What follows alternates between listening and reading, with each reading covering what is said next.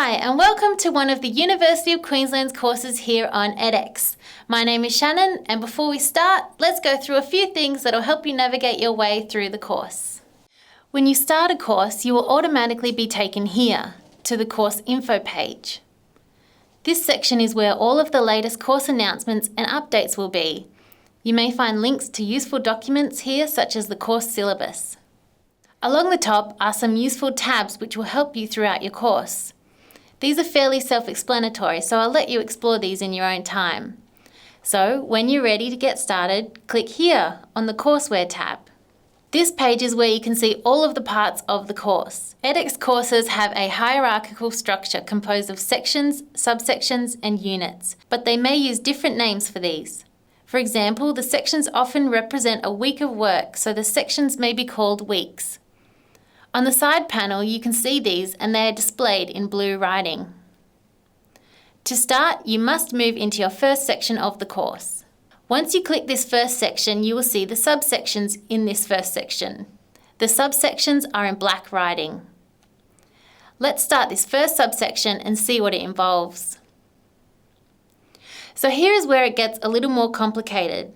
It can be easy to miss some of the content in these units if you generally use learning platforms where navigation is done from the sidebar. In edX, you need to navigate using both the sidebar on the left and the bar at the top of this page. You can see these small icons. These show you what is coming next. Let's call these units. Each subsection will have a different number of units, usually somewhere between 1 and 10.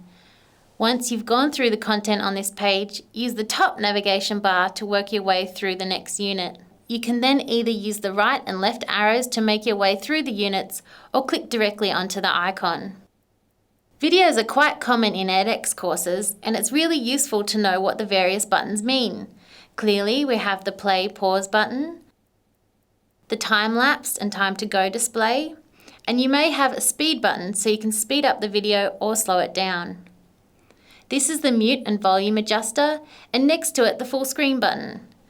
If you have high-speed internet access, you can watch this in HD. The button is red when HD is turned on. Next to this we have the closed captions button. This button will turn the captions on or off, and if offered, can be available in different languages. Now let's move along to the multiple choice questions. After you've had a read through and chosen your answers, you can save these answers and come back later to submit.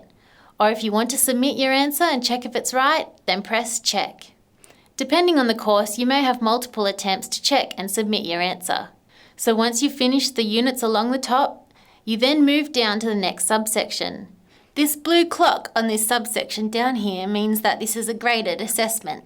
So now you've seen how easy it is to take a UQx course, and we wish you all the best with your studies. And from everyone here at the University of Queensland, good luck.